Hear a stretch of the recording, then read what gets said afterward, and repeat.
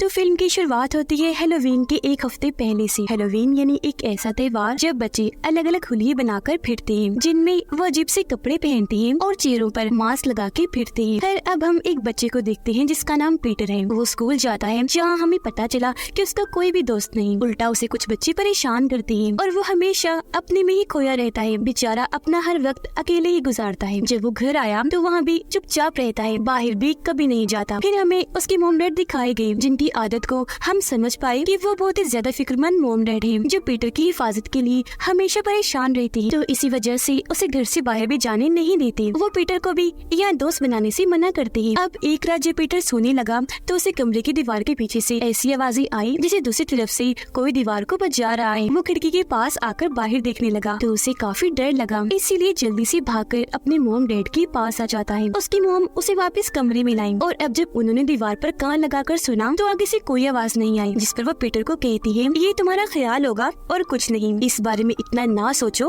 और सो जाओ। अगले दिन पीटर जब स्कूल गया तो आज उनकी नई टीचर आई थी। वो जब पीटर को देखती है तो ये महसूस करती है कि वो डरा सहमा बैठा है, तो उसके साथ जुड़ने की कोशिश करती है क्योंकि जाहिर है वो एक टीचर थी जो अपने स्टूडेंट को संभाल सकती है। अब रात को घर पर जब पीटर अपने मोम डैड के साथ खाना खा रहा था तो उनको कहता है कि हैलोवीन आ रही है तो मैं भी बाहर जाना चाहता हूँ और ट्रिक और ट्रीट गेम खेलना चाहता हूँ क्योंकि बाकी बच्चे भी वहाँ जाएंगे। अब ये सुनकर उसकी मोम साफ साफ मना कर देती है कि नहीं, तुम कहीं नहीं जाओगे। जिस पर यहाँ उसके डैड एक हादसे के बारे में बताने लगते हैं कि जब पीटर तुम पैदा भी नहीं हुए थे तो इसी टाउन की एक बच्ची हैलोवीन की रात को ट्रिक और ट्रीट गेम खेलने के लिए निकली थी, पर अचानक वो लापता हो गई और बस तभी से हम उस हादसे की वजह से डरे हुए हैं। यही वजह है कि तुम्हें बाहर कहीं भी जाने नहीं देते। सारी बातें सुनने के बाद पीटर अपने कमरे में आ जाता है सोने के लिए, जहाँ दिखाया गया कि कोई कमरे की दीवार को दूसरी तरफ से इधर की तरफ पुश कर रहा है, यानी धकेल रहा है, क्योंकि वहाँ से दीवार बाहर उभर रही थी। जिसके साथ ही पीटर को वहाँ से एक लड़की की आवाज सुनाई देने लगी जो उसका ही नाम बार बार पुकार रही थी, पीटर पीटर इधर आओ मेरे पास, मेरी बात सुनो, मदद चाहिए। जो सुनकर तो वो बहुत ज्यादा डर जाता है और चिल्लाने लगा। उसकी आवाज सुनकर पीटर के डैड वहाँ आए। वो जब दीवारों को चेक करते हैं कान लगाकर तो सब नॉर्मल ही था, कोई भी आवाज नहीं आ रही थी। और आज रात फिर से वो पीटर को समझाकर बहलाकर सुला देती है। हालांकि पीटर अभी भी काफी डरा हुआ था। अगले दिन उसके डैड सारी दीवारों के आगे चूहों को मारने वाला जहर डाल देते हैं और पीटर को कहने लगे कि शायद दीवारों के उस पार चूहे हैं जो शोर कर रहे हैं, जहर से मर जाएंगे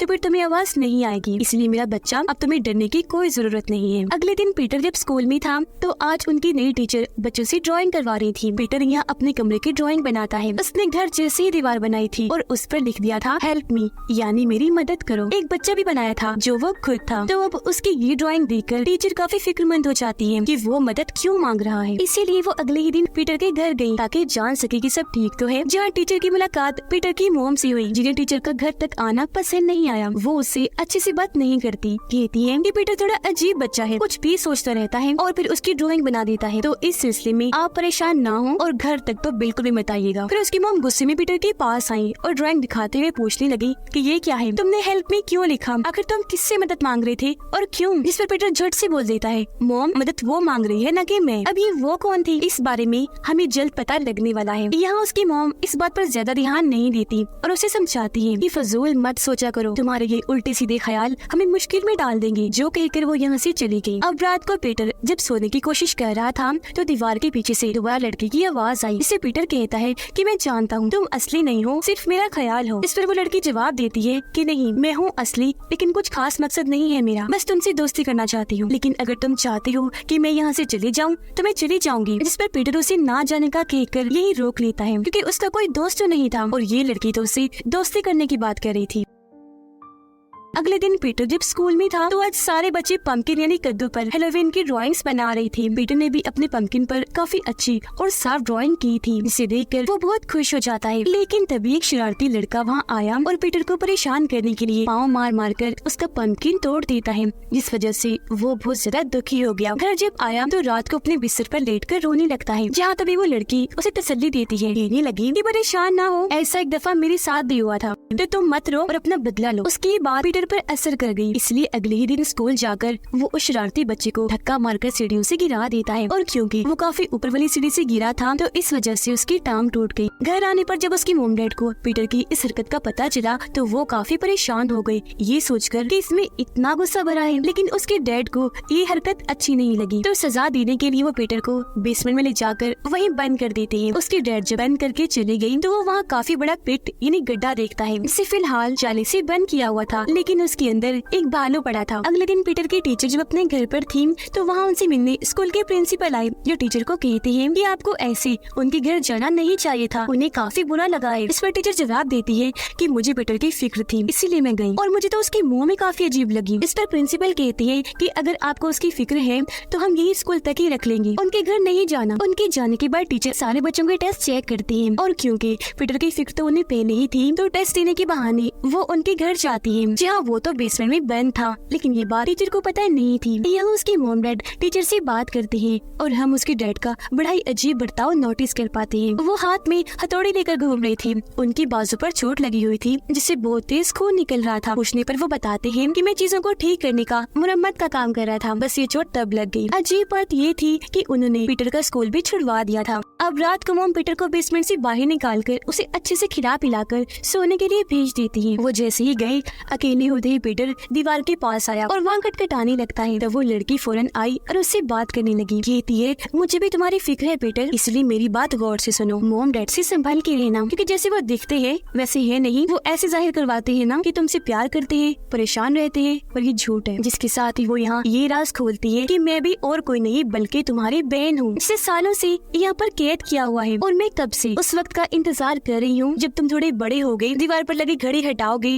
और खुफिया दरवाजा खोलकर मुझे बाहर निकालोगे, जिसके बाद मैं आजाद हो जाऊंगी। अब पीटर उसकी बातें सुनकर काफी हैरान रह गया, लेकिन उसे इन बातों पर इतना यकीन नहीं आ रहा था। इसीलिए वो उसे कहता है कि अगर तुम सच में हो तो मैं तुम्हें देखना चाहता हूँ। जिस पर लड़की जवाब देती है कि नहीं देख पाओगे, डर जाओगे, क्योंकि सालों से यहाँ रहने की वजह से मैं बहुत अजीब दिखने लगी हूँ, काफी बदसूरत। अब पीटर ने जब ना डरने की बात की तो लड़की उसे कहती है अच्छा फिर दीवार में बने छोटे से सुराग से देखो। अब जब पीटर ने सुराग से देखा तो वो उस लड़की की बड़ी सी आँख को देखता है जो सच में डरावनी लग रही थी, जिसे देखकर वो भी डर जाता है। अब वो लड़की कहती है कि मेरे भाई हमारे मॉम डैड बहुत बुरे हैं, वो इतने जालिम हैं कि उन्होंने ही मुझे यहाँ पर कैद किया, और तुम भी क्योंकि उनके बच्चे हो तो तुम्हारे साथ भी वो ऐसे ही करेंगी, तो जरा अपना ख्याल रखना। अब जाहिर है ये सारी बातें सुनकर पीटर काफी घबरा गया। उसे पता नहीं था कि मेरी बहन है ये झूठ बोल रही है। वो इस अनजान ताकत और अनजान आवाज की बातों से बस परेशान हो गया था। इसीलिए उसे अपने मॉम डैड के बुरे होने के सपने आने लगे, जैसे वो उसे डरा रही है, नुकसान पहुँचाना चाहती है। पर हर बार जब भी पीटर डरकर जागता था तो उसकी मॉम आकर उसे संभाल लिया करती थी और हमेशा उसे समझाती रहती थी। अगले दिन जब अपने कमरे में लेटा था तो लड़की उससे बात करती है, कहती है मॉम डैड को तुमसे कोई काम है, लालच है, और जब तुम उनके किसी काम के भी नहीं रहोगे तो वो तुम्हें भी उठाकर या कैद कर देंगे या मारकर दफन कर देंगे। और अगर तुम्हें यकीन नहीं आ रहा तो सहन में जाओ और जमीन खोदकर खुद ही देख लो। अब जब पीटर ने जमीन खोदकर देखा तो वहाँ उसे किसी का स्केलेटन इन्हें ढांचा मिला। इस पर लड़की पीटर को बताती है कि सालों पहले एक बच्ची हैलोवीन की रात ट्रिक और ट्रीट गेम के लिए हमारे घर आई थी। मैंने उससे मदद मांगना चाहिए, लेकिन पहले ही मॉम डैड ने पकड़कर उसे मार दिया ताकि वो बाहर जाकर मॉम डैड का राज सबको न बता दी कि वो कैसे माँ बाप है, और आइंदा से मैं भी किसी से मदद ना मांगू, जिससे हम समझ पाए कि सालों पहले जो बच्ची गायब हुई थी वो आखिर गई कहाँ थी।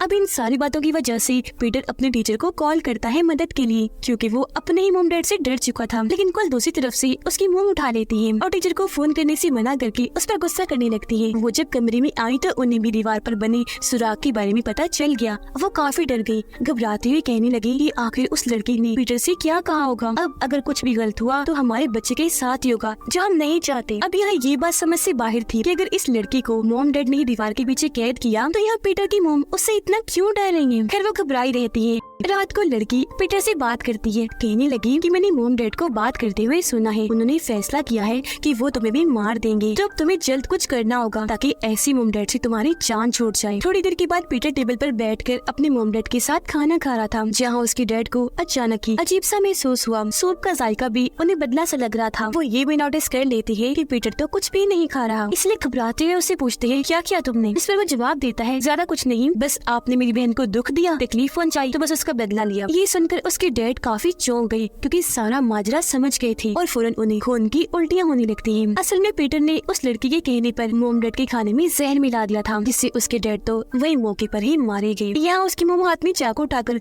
पीटर की तरफ आने लगी तो वो उन्हें धक्का दे देता है, वो गिर गई। अब यहाँ हैरान करने वाली बात ये थी कि पीटर की मोम ने उसे मारने के लिए नहीं बल्कि उसे बचाने के लिए चाकू उठाया था, क्योंकि अब पीटर ने लड़की की आवाज पर दीवार पर लगी घड़ी हटा दी थी और वो खुफिया दरवाजा भी खोल दिया था, जिससे वो लड़की जो इतनी देर से मासूम बनी हुई थी, मासूमियत से बात कर रही थी जिसे उस जैसा कोई अच्छा नहीं, वो अचानक ही मॉन्स्टर जैसी आवाज में हंसने और बोलने लगती है। वो फौरन बाहर आई जो सच में बहुत बदसूरत मॉन्स्टर जैसे ही दिख रही थी, जिससे पीटर डर गया, फौरन अपने कमरे में भाग जाता है और बेड के नीचे आकर छुप गया। अब यहाँ इत्तेफाक ये हुआ कि वो शरारती लड़का अपने 3 दोस्तों के साथ यहाँ आ जाता है पीटर से बदला लेने के लिए, लेकिन घर में तो पहले ही मॉन्स्टर घूम रही थी। वो इन सबको बड़ी चालाकी से अपने जाल में फंसाकर हमला कर देती है और बड़ी बेरहमी से मार डालती है। एक के जिस्म को ही उसने चीर दिया था तो एक का सारे जिस्म से उखाड़कर अलग कर दिया था, एक को मारकर उसकी हड्डियां तोड़कर अलमारी में बंद कर दिया था, एक को उठाकर पटक पटक कर मारा था, जो चीज बहुत दर्दनाक है। पीटर अपने कमरे में छुपा हुआ था, बचने की कोशिश कर रहा था। इन सबको बेरहमी से मारने के बाद वो लड़की दीवारों और छतों पर उल्टा चलना शुरू कर देती है, जिससे अब वो और ज्यादा भयानक दिख रही थी। अब जब टीचर को पीटर के बारे में पता चला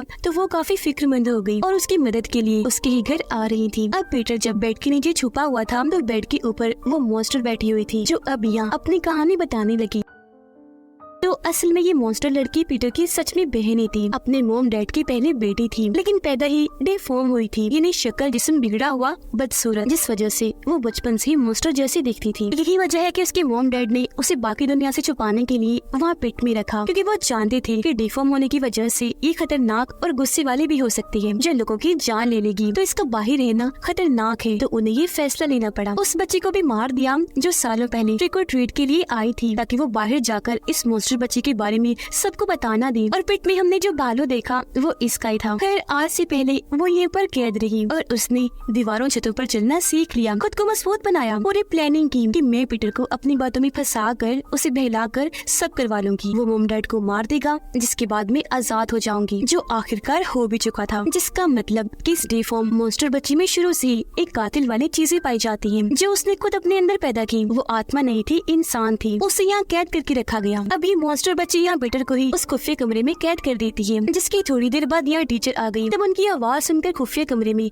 दीवारों के पीछे से वो उन्हें आवाज लगाने लगा। तब टीचर जल्दी से वहाँ आकर दीवार तोड़कर उसे बाहर निकाल ही देती है, लेकिन तभी मॉन्स्टर लड़की यहाँ आकर दोनों पर हमला कर देती है। वो पीटर को पिट में फेंक कर बाहर टीचर से लड़ने लगी, लेकिन पीटर यहाँ होशियारी करता है। वो उसके लंबे लंबे बालों को पकड़कर ऊपर आने की कोशिश करने लगा, फिर अपने टीचर की मदद से दोबारा उसे पिट में फेंक कर उसे वहाँ पर कैद कर देता है। इस सब के बीच हमने ये देख लिया कि वो लड़की असल में पीटर से नफरत करती है, हालांकि वो उसका भाई है। नफरत करने की वजह ये थी कि पीटर हर लिहाज से ठीक था, प्यारा भी था, लेकिन वो लड़की मॉन्स्टर जैसी दिखती थी। माँ बाप के उस प्यार के लिए वो बचपन से तरस रही थी, जो उसकी जगह पीटर को ही मिल रहा था, क्योंकि हर चीज की गवाह वो खुद थी, सब सुन सकती थी, देख सकती थी, जो चीज उसे बहुत दुख दिया करती थी। यही वजह है कि उसके मोम डैड हमेशा पीटर के लिए परेशान रहती थी, क्योंकि वो जानती थी कि हमने अपने ही घर में बहुत बड़ा राज छुपा के रखा हुआ है। असल में वो बच्ची जो यहाँ आई थी उसे मोम डैड ने नहीं बल्कि पीटर की इस मॉन्स्टर बहन ने मारा था, तो इसलिए मोम डैड ने उस बच्ची को यहाँ ही दफना दिया, ताकि ये बात यही राज बनी रहे, इस बारे में किसी को पता ना चले। ऐसे करने के बाद उन्होंने अपनी डिफॉर्म बच्ची को भी बेसमेंट वाले पिट में बंद कर दिया, ताकि वो पीटर को